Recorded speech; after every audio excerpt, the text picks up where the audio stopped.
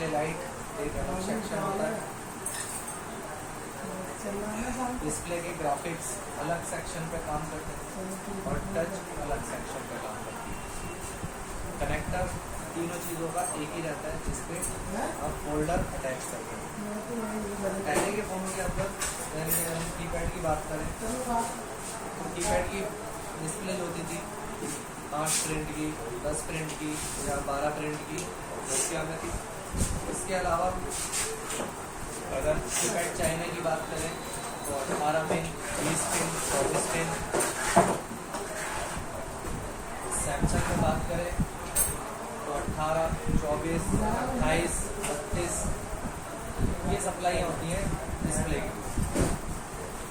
Keypad के अंदर सिर्फ नोकिया एक ऐसी कंपनी थी जो इसके कंपोनेंट्स प्रोवाइड करती है, बाकी जितनी भी कंपनियां हैं वो कंपोनेंट्स प्रोवाइड नहीं करती, तो सीधी जो इसकी सप्लाई होती है CPU IC से देते हैं। और लाइट सेक्शन के लिए उस बोर्ड पे एक डायोड, एक कॉइल CPU के पास ही लगाया जाता है जिससे फोन में लाइट का काम भी किया जा सके। एंड्रॉयड फ़ोन के अंदर अधिकतर फ़ोनों में आपको इसके ट्रैक देखने को मिल जाएंगे, लेकिन बहुत सी कंपनी ऐसी भी हैं जो सस्ते फ़ोन बनाने के चक्कर में कंपोनेंट्स ज़्यादा यूज़ नहीं करती और सप्लाई सीधा CPU IC से दे दी जाती है। जैसे कि फ़िलहाल अभी हम देख रहे हैं ये MI है, MI Note 7। इसके अंदर डिस्प्ले जो है आपको पता है फोल्डर यूज़ किया जाता है। फोल्डर आज के टाइम पे ग्लास वाले फोल्डर आते हैं, तो टच भी इसी कनेक्टर में इस्तेमाल करी जाएगी। बाकी अगर इससे छोटे मॉडल देखते हैं हम, जैसे MI Note 3, Note 4, 5A, 6A, 7A, 8A, तो जो इसकी 8 सीरीज़ है ये सस्ते फ़ोनों में आती है। इसकी अंदर जो है टच अलग से लगी हुई रहती है, तो उसमें टच कनेक्टर अलग से पाया जाता है। जैसे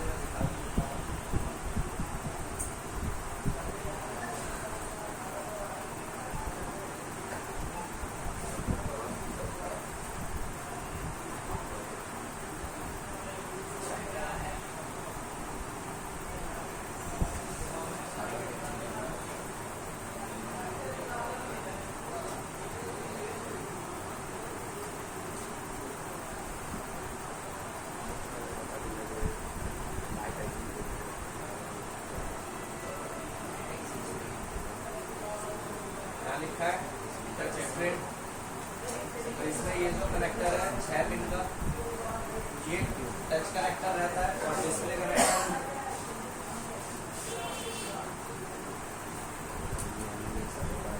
ये रहा। तो डिस्प्ले कनेक्टर अलग है और टच कनेक्टर अलग है, तो जाहिर सी बात है इसमें टच और डिस्प्ले अलग अलग कनेक्शन पे लगाई जाती है। वहीं अगर हम बात करें ज़्यादातर अब के फ़ोनों की, तो अब के जितने भी ज़्यादातर फ़ोन आ रहे हैं उनमें सभी में टच अलग से ना लगा करके फोल्डर में ही यानी कि डिस्प्ले में ही कंबाइंड होती है, जिसकी वजह से इसका ट्रैक एक ही कनेक्टर पे यूज़ किया जाता है। इसीलिए मैंने यहाँ पर आपको अलग अलग सप्लाइयाँ बताई है। डिस्प्ले लाइट के लिए अलग सप्लाई की अलग पिनें रहती हैं, जो कि लाइट IC से सप्लाई मिलती है उसे। लाइट IC हमारी PM PMI IC में भी हो सकती है, ये भी बात पहले से पता है आप सभी को। इसके अलावा जो टच में पिन यूज़ होती हैं 6 से 7, ज़्यादातर 6 पिन की सप्लाई होती है, जिसका नाम होता है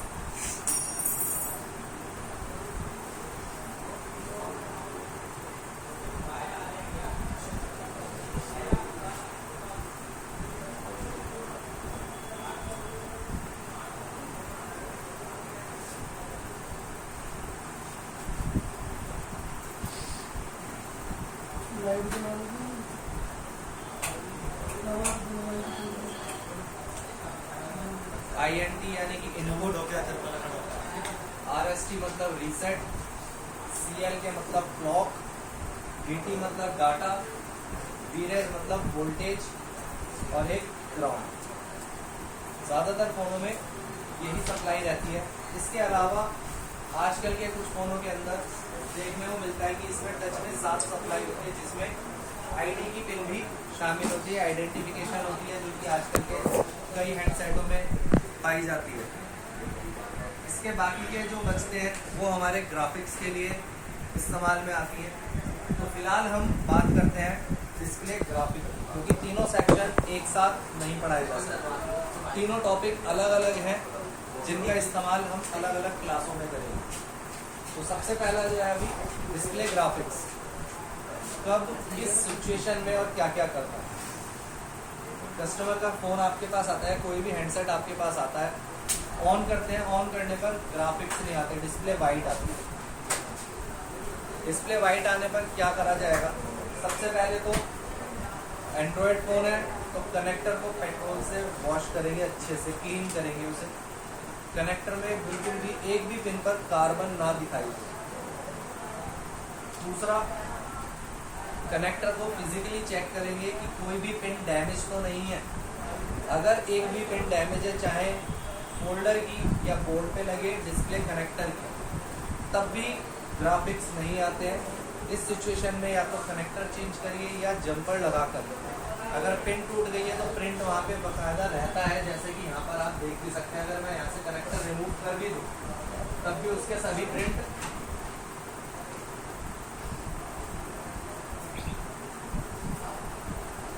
कनेक्टर के हट जाने के बाद भी इसके प्रिंट बाकी रह जाते हैं। तो एक आधा अगर कोई पिन टूट भी गई तो हम उसके प्रिंट पर से जंपर फोल्डर में लगा करके उसकी सप्लाई को ओके करते हैं।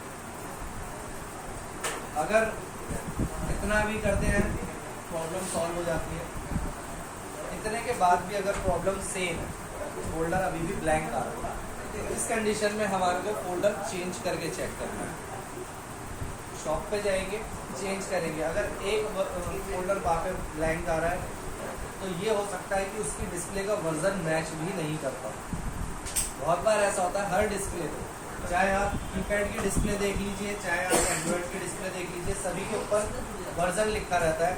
अगर वो वर्जन मैच नहीं करता है तो भी डिस्प्ले में ग्राफिक्स नहीं आएंगे, या ग्राफिक्स आएंगे लेकिन उल्टे नज़र आएंगे, या आधी डिस्प्ले में ग्राफिक्स आएंगे और आधी डिस्प्ले में ग्राफिक्स नहीं आएंगे, या फिर सेट डेड भी हो सकता है गलत डिस्प्ले लगा देने से।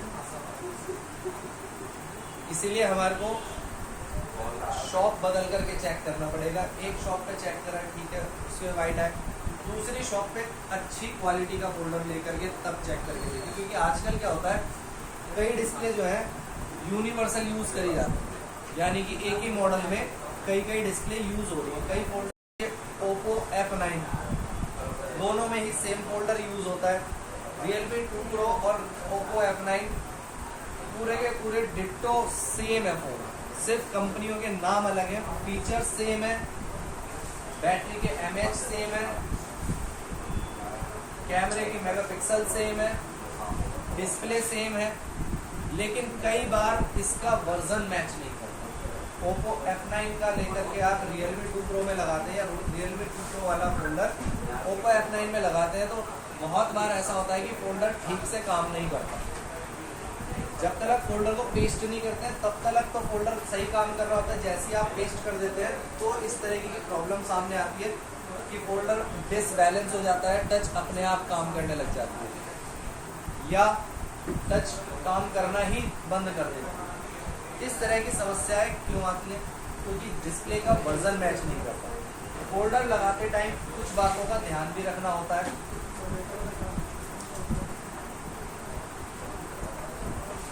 अब आप ये देखिए कि जब कंपनी से फोल्डर लगा हुआ आता है तो यहाँ पर आपको गैप मिलता है शीशे का, दिख रहा है ना ग्लास पे गैप, डिस्प्ले यहाँ पे है, गैप यहाँ पे, तो इतना गैप मिलता है कि आप फोल्डर को ग्लू लगा करके इजीली रख सकते हो। क्योंकि अगर इस लेंस में आपकी ग्लू चली गई तो भी टच काम करना बंद कर सकती है और डिस्प्ले ब्लैंक भी हो सकती है। तो आजकल के जितने भी फोल्डर आ रहे हैं,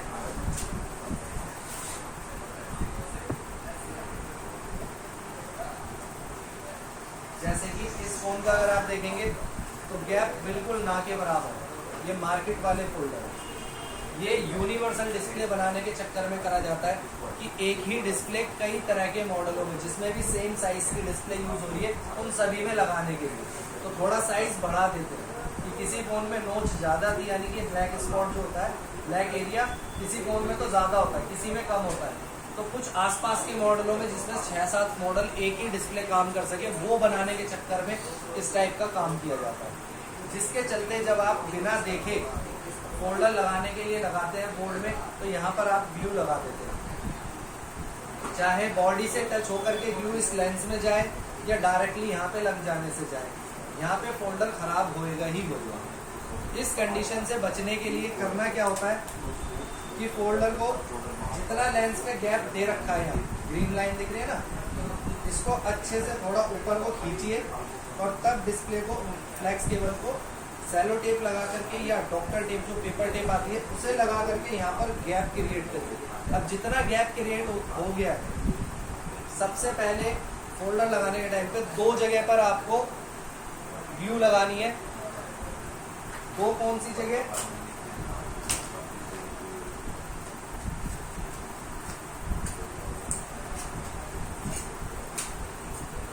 एक जहां पर कैमरे की नोच होती है, कई बार आप लोग क्या करते हो कैमरे पे ग्लू ना लग जाए इसके डर से आप यहाँ पर ग्लू ही नहीं लगाते तो फिटिंग सही नहीं आती। दूसरा कैमरे के पास ही अगर आप देखेंगे तो यहाँ पर दिख रहा है वो छोटा सा ये होता है यहाँ पर प्रॉक्सिमिटी सेंसर के लिए आप लोग यहाँ पर भी ग्लू नहीं लगाते इस डर से कि इस पे ग्लू लग जाएगी तो आपका सेंसर काम करना बंद कर देगा। अरे भाई अगर यहाँ ग्लू नहीं लगाओगे तब भी वो काम नहीं करेगा क्योंकि यहाँ पर जो है गैप रह जाएगा। पेस्टिंग तो करी नहीं है आपने तो गैप रह गया, तो गैप रह जाने से भी ये काम नहीं करेगा। तो इसके लिए थोड़ा सा तसल्ली से काम करने के लिए मदरबोर्ड को हटा दीजिए। मदरबोर्ड को हटाने के बाद कैमरे पे कोई डर नहीं रहेगा तो जितना एरिया मिल रहा है पतली सी लाइन ग्लू की लगा लीजिए। दूसरा कि इसके एरिया पे भी जितना गैप आपको मिल रहा है सिर्फ उतनी ही एक पतली सी लाइन लगा दीजिए। उसके बाद बाकी सब जगह पर नॉर्मल लगाइए। फिर आपको नीचे बॉटम साइड पे अगर आपके फोल्डर में ज़्यादा गैप नहीं दिया गया, बहुत कम गैप मिल रहा है, फ्लैक्स केबल काफ़ी बाहर को आ रही है, तो कोशिश ये करिए कि यहाँ पर जितने जगह पर फ्लैक्स आ रही है वहाँ पे बहुत पतली लाइन से आपको ग्लू लगानी है। बाकी सारी जगह पर थोड़ी सी हार्ड लगा सकते हो लेकिन इन 2 जगहों पर ग्लू लगानी जरूर है, बेशक कम लगाएं। इससे क्या होगा, एक तो फोल्डर उठेगा नहीं क्योंकि पूरी सपोर्ट तो उसे साइडों से मिल जाएगी, जो हल्की बहुत मिलनी होती है यहाँ से वो मिलती रहेगी। दूसरा यहाँ पर भी आपके कैमरे में डस्ट जाना बंद हो जाएगा क्योंकि डायरेक्टली डस्ट जाने लग जाती है तो भी कैमरे खराब हो जाते हैं, या डस्ट जाएगी तो कुछ ही दिन बाद आपने जो पेस्टिंग करी है वो उतर जाएगी क्योंकि धीरे धीरे जैसे जैसे डस्ट बढ़ती चली जाती है वो ग्लू को हटाती चली जाएगी। थोड़ा बहुत भी ग्लू जाएगा, मॉइस्चर जाएगा, डस्ट जाएगी और मॉइस्चर जाएगा तो ग्लू अपने आप फोल्डर से चिपकर छोड़ती चली जाएगी और कुछ दिन ऐसे होगा कि हफ्ते 10 दिन में फोल्डर बाहर होगा। तो आपके काम पर ही कस्टमर को सेटिस्फैक्शन नहीं मिलेगा तो दोबारा नहीं आएगा। एक बार को उस टाइम तो काम करवाने आएगा क्योंकि गलती आपकी, भाई फोल्डर ढंग से नहीं लगाया आपने, आपसे लगवा तो जाएगा दोबारा भी उसको, लेकिन ना तो पैसे देगा और ना ही आगे कभी आकर के आपसे कभी दोबारा काम करवाएगा। तो इसके लिए 5 मिनट बेशक एक्स्ट्रा लग जाए लेकिन काम परफेक्टली करके देगा, ठीक है ना। दूसरा कि अब हम टॉपिक पे आ जाते हैं अपने भाई डिस्प्ले का वर्जन। जितनी भी डिस्प्ले आप उठा के देखोगे सब पे आपको वर्जन लिखा दिखाई देगा इस टाइप। बहुत से मॉडलों में सेम फोल्डर यूज होते हैं इसीलिए ये सपोर्ट नहीं करते। कोशिश ये करिए अच्छी क्वालिटी का फोल्डर है। अच्छी क्वालिटी कौन सी है? अच्छी क्वालिटी में कुछ कंपनियों के नाम ले रहा हूँ मैं जिनके बेटर आते हैं बाकी से, जैसे यूवी, इसके अलावा केटी, इसके अलावा क्राउन, इसके अलावा लोहिया, केडीएम, बीके। ये जो 6 कंपनियां हैं इनके फोल्डर थोड़ी अच्छी क्वालिटी के आते हैं। अपने आसपास की दुकानदारों को पहचानो कि कौन लोकल सामान देता है फोल्डर के मामले में और कौन अच्छा सामान देता है। जैसे फिलहाल जो है 4 दुकानदारों के नाम बता देता हूँ। वैसे सभी फोल्डर इन पे भी ओके मिले आपको या जेन्युइन मिले इसकी गारंटी नहीं है, क्योंकि मेरे घर वाले नहीं लग रहे हैं। सर डिफरेंस कैसे करेंगे कि ये लोकल फोल्डर है या ये जेन्युइन फोल्डर है? लगेगी जैसे आप जेन्युइन फोल्डर फोन से अगर उतारते हो तो उस पर कंपोनेंट, उसकी पैकिंग, उसकी शील्ड लगी हुई देखते हैं ना कि किस टाइप की पैकिंग हो रखी होती है, कितना गैप दे रखा है, फ्लैक्स केबल की क्वालिटी कैसी है, फोल्डर पे जो शीट लगी हुई आती है, शील्ड लगी हुई आती है, वो कैसी है। अब आप लोकल लेने जा रहे हो, वहाँ पे आपको ये स्टील की पत्ती जो है बहुत हल्की मिल रही है, फ्लैक्स केबल पतली सी मिल रही है, या स्टील की जगह पे नॉर्मल सिल्वर पन्नी मिल रही है। यहाँ पर आपके टेप नहीं लगी हुई और टेप लगी भी हुई है तो ये येलो वाली लगी हुई है, तो ये लोकल की पहचान होगी। लेकिन बेटर क्वालिटी है तो फ्लैक्स की क्वालिटी, ग्राफिक्स का दिखना, किस तरीके के दिख रहे हैं, किस तरीके नहीं, फोल्डर हाथ में लेते ही वजन से पता चल जाता है कि क्वालिटी बेटर है या नहीं है। तो ये सब चीज़ें तो आपको अपने आप देखनी।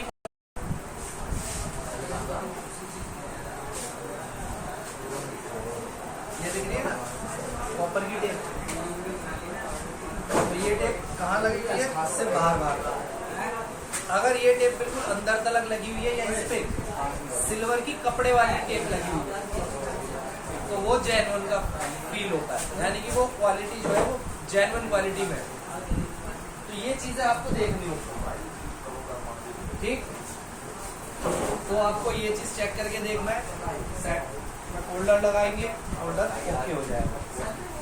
इतना करने के बाद भी अगर फोल्डर पे ग्राफिक्स नहीं आते हैं तो अब काम करेंगे हम ट्रैक पर। फोल्डर वगैरह चेंज करके देख लिया, अच्छी क्वालिटी का भी लगा के देख लिया, फिर भी नहीं आ रहे, तब हमारे को ट्रैक चेक करना होता है। ट्रैक पे ज्यादातर मिलेंगे आपको ग्राफिक फिल्टर। यहाँ पर ये लगे हुए 5 ग्राफिक फिल्टर लगे हुए दिख रहे हैं ना सबको।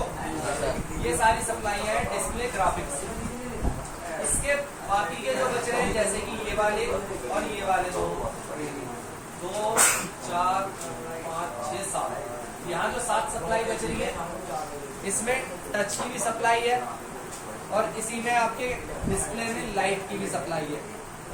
तो ये सभी सप्लाईयाँ जो है ग्राफिक्स में काम में आती है, क्योंकि ये वोल्टेज की पिन है और वोल्टेज वाली पिन सभी को वोल्टेज देने का काम है। अब यहाँ पर जितने भी ग्राफिक फिल्टर लगे होते हैं इनकी टेस्टिंग करेंगे, आपस में बीप साउंड आना कंपलसरी है। तो इनकी एक सप्लाई तो कनेक्टर से एक साइड पे, जैसा कि अभी तक मैंने बना रखा। दूसरी जो सप्लाई पिन है अभी मैंने नीचे की साइड के सारे प्रिंट छोड़ रखे, ये सभी के सभी सीपीयू आईसी में जाकर के कनेक्ट हो रहे हैं।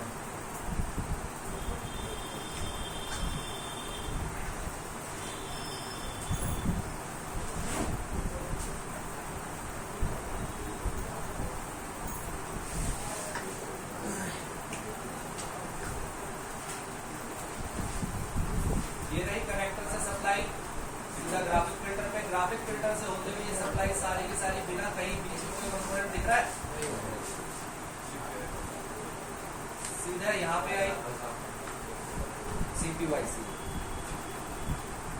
ठीक। तो ज्यादातर फोनों में आपको इसकी प्रॉब्लम देखने को मिलेगी कि इसके पास में कोई भी एक कंपोनेंट डैमेज होया हुआ दिखाई देगा। जो भी कंपोनेंट आपको डैमेज दिखता है उसे ग्राउंड से चेक कर लीजिए, कंपोनेंट पहचान में आए ना आए कोई बात नहीं, सिर्फ ग्राउंड से चेक ये कर लीजिए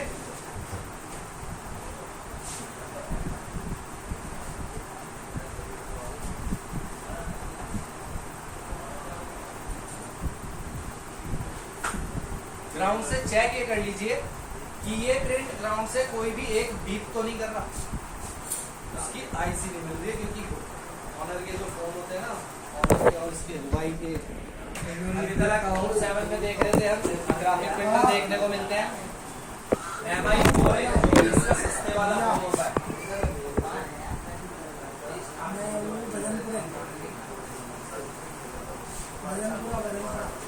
LCD कनेक्टर दिख रहा है लिखा हुआ, बंद कर दिया।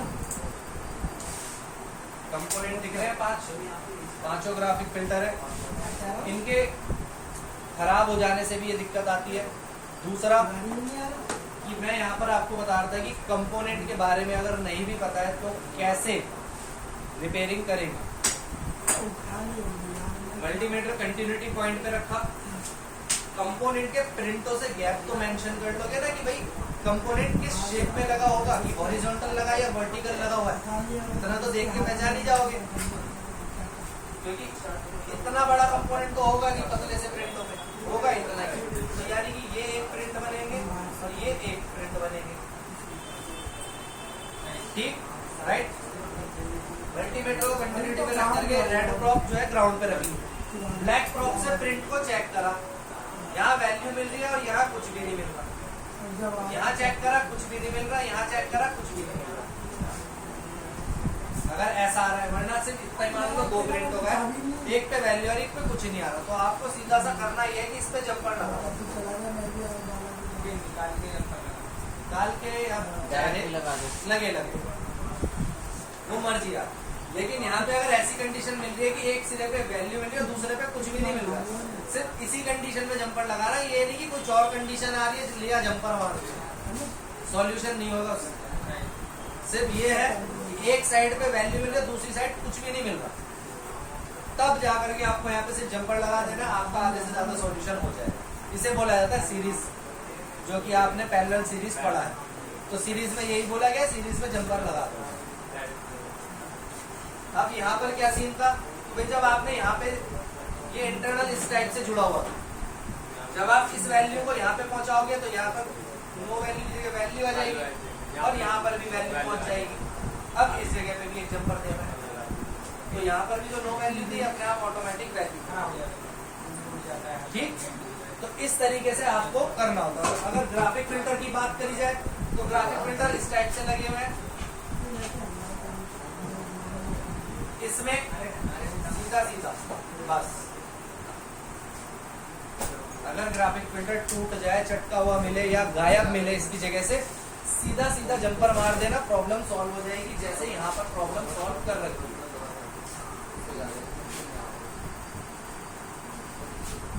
दिख रहा है लाइन जुड़ी हुई आ रही है बीच में दोनों पॉइंटों पे, इधर बराबर में कहीं नहीं जा रही, तो इसी तरीके से बस जंपर लगा देना अगर ये कंपोनेंट रिमूव मिलता है।